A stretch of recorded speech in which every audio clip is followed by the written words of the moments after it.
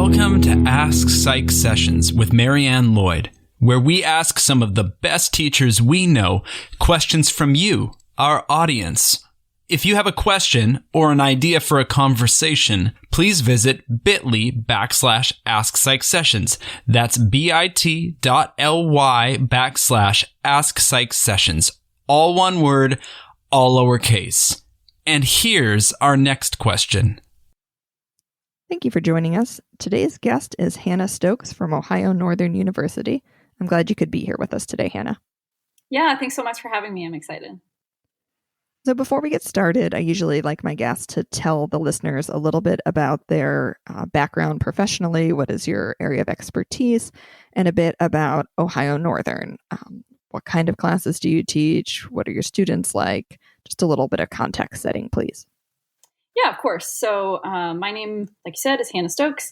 My PhD is in counseling psychology. So I was originally trained to be a therapist and sort of decided halfway through grad school that I wanted to teach. So Ohio Northern is a small liberal arts university. We have sort of a pretty homogenous, white, rural Ohio population here.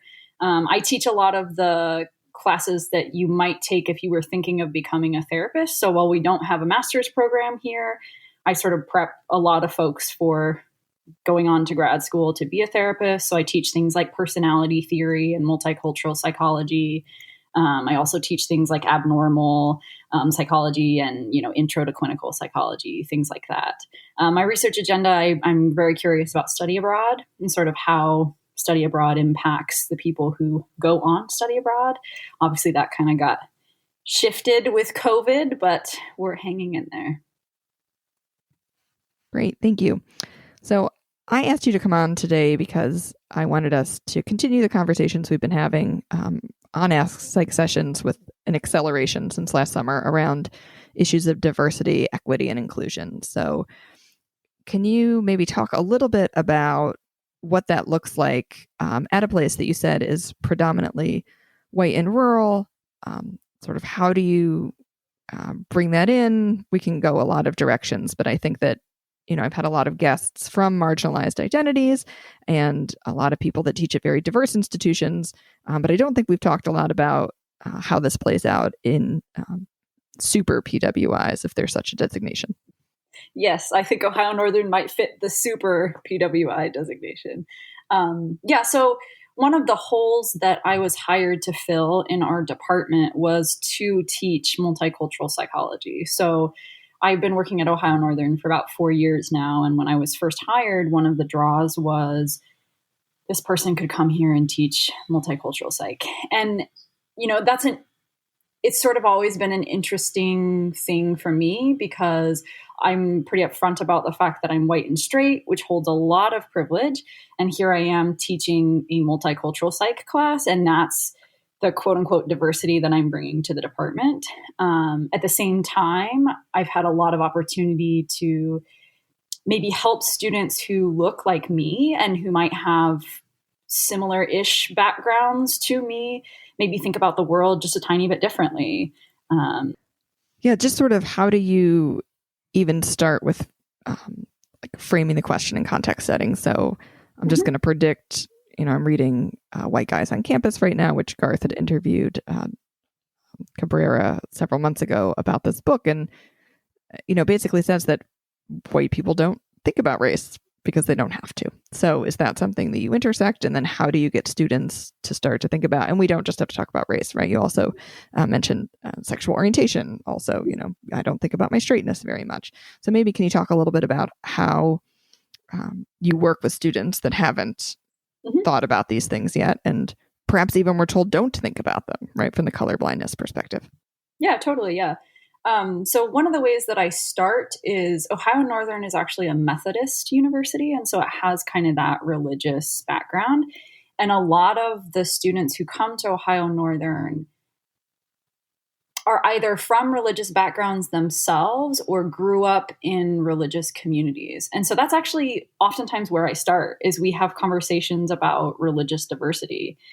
And then once I can get students to see the ways in which their own religious identity has impacted the way they move in the world, and the way that other folks who have different religious identities has impacted the way they move in the world, then we start to move into, well, let's talk about gender. So let's talk about someone who is binary, non-binary, male, female.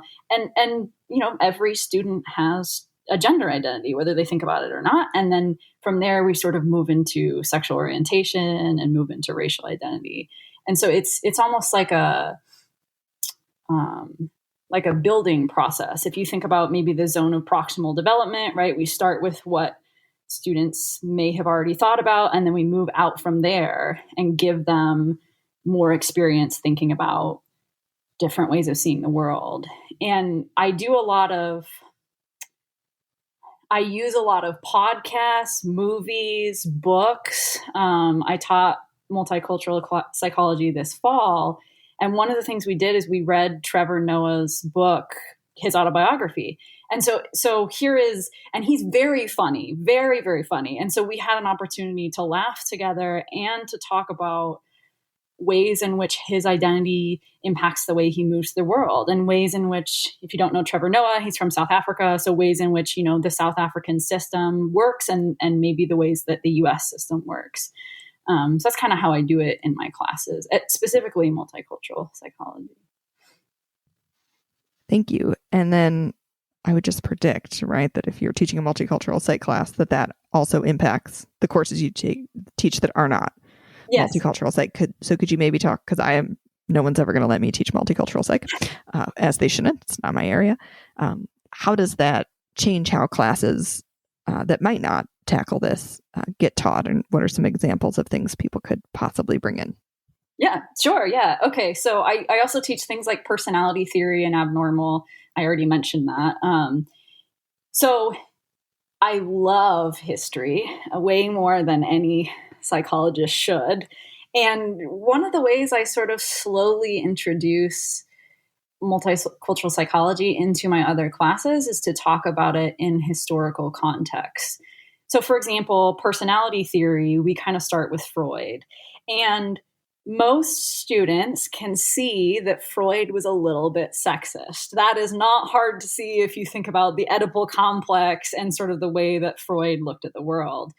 And I'm not nogging on psychodynamic theory because I actually love it. And when I practiced, I used it a lot. But we have this discussion about Freud, and then we have discussions about a lot of, white men who were creating these personality theories.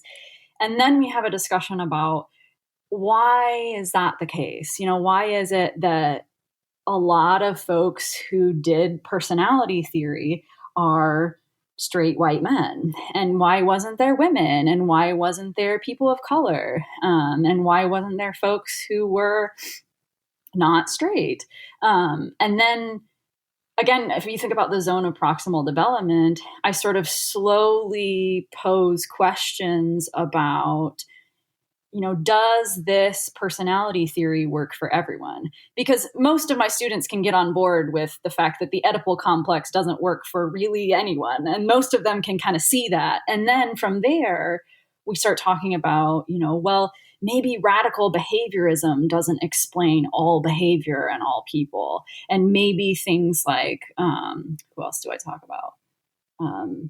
Bandura doesn't explain all people everywhere. I do a lot of case study work in my classes. And so I'll introduce diversity into the case studies, and then sort of, it's not force, but then strongly ask people to think about how different identities impact the way that mental illness happens and the way that personality development happens.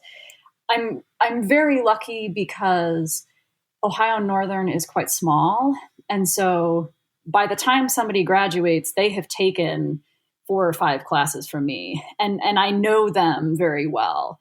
And so I sort of leverage some of that personal relationship with my students to get them to think about ways in which the world might be different from what they're used to.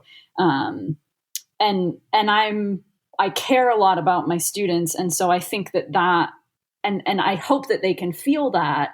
And so then that kind of okay, well, here's this person who maybe looks like me and talks like me, and she thinks about this stuff a lot. Maybe I should think about this stuff a lot. And maybe this person who cares about me, who cares about my career, is asking me to do this work. Maybe I could try, even though it's scary and risky. And I have times when I mess up in class, and I get to apologize, and I sort of model some of that. So yeah, I think that's a couple ways in which I introduce that into other classes, is sort of in that zone of proximal development of starting small and then working my way into some of the bigger stuff. That's great. So that it's also a good reminder for me that even when your students in the class are coming from a place of privilege on some variables, right, that they aren't in others, and you still have those differential power dynamics happening to think about, and you still want to think about, it's still important that your classroom feels like a sense of trust or psychological safety, belonging. All of those things are still important. They're still, emerging adults, I think, is 18 to 22. So kind of in those first courses, do you teach to them, how do you make that kind of classroom environment? Because you're right, you want to challenge them because you know things they don't, but you also don't want people to shut down. So yeah, it's a good question.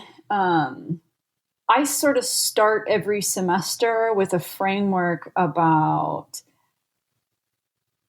as we go through the semester, it's going to be very clear where some of my viewpoints are. And I try to be transparent at the times when those are coming out. And I say this to them at the beginning of the semester. And then I say, I don't necessarily want you to agree with me, but I do want you to listen. And I want this classroom to be a space where you can listen to each other. And you don't have to start with always understanding what somebody else is saying. And you don't even have to start with always, always understanding what someone's saying, but you do need to respect what other people are saying. So you need to respect the things that I say about myself and the things that your peers say. And so I give that frame at the beginning, and that sort of has a softening to the whole thing because it gives space for students to make mistakes. It gives space for students to be totally confused, who have never thought about anything diversity related ever in their life. It gives those students a space to just be confused.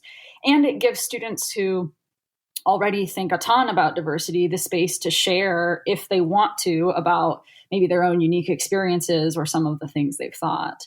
So that's kind of how I do it. And then I continuously try to frame that throughout the semester. And I've had moments where a student will step in it. So they will say maybe the wrong thing or the thing they didn't mean. And I work with them to get the other students not to make fun of them and not to immediately write that off, but to dig into why that's happening and how that happens and how that experience can be a growth opportunity, if that makes sense. I think it makes a lot of sense, right? We want to continue to call people in. I mean, sometimes you need to be called out for your words, but we want the humans still to stay called in. So that is helpful. Yep. And sometimes when I need to call someone out, I will put it on me. So I will use I language to say, the thing that you are saying hurts me, not amorphous other people. It hurts me. And then that student has to deal with me. And, you sort of have to be careful with that because obviously there's a power dynamic there that I need to be careful about. But I've seen that work a couple times in really, really cool ways, where suddenly it's me rather than a student attacking other students or attacking other people anyway. Terrific. Well, I am got my gears turning to think about some things that I would like to add to my classes. It's always interesting to talk to people with therapeutic backgrounds. No one talked about I statements in a cognitive psychology program. Other than like if your counterbalancing condition got up to level I guess. Is there anything else that you would really like our listeners to sort of know about this or about your stuff on study abroad? I always like to leave people a little space to bring themselves. Yeah, of course. So I'll say two things. The first thing is, as the instructor, give yourself the space to screw something up. And one of the stances that I took when I started teaching is I don't need to be the smartest person in the room, and I don't always need to be right. And those two stances have helped me immensely when I screw something up. And I have had students come to me and tell me that I screwed something up, and what a wonderful opportunity. So give yourself that space. And then the second thing I'll say is start really small. I mean, it took me years to get where I am, and I have years to go. But just start with even something as basic as, hey, we're going to talk about Freud. Let's mention that he was a bit sexist. Like that's pretty basic, but I mean, that's a place to start, and that's okay. Start with where you are and then move from there, and you'll get better at it as you practice, and you'll get more material as you learn more and read more and whatnot. So I guess those are the two things I will say. Study abroad is awesome. If you get a chance to take students on study abroad, please do that thing. It is so cool to have that experience with students. I am very close with my students that I went on study abroad with. And how could you not be? You know, when you are when you are trying to keep track of each other and not lose each other in a foreign country, that is a really, really meaningful experience.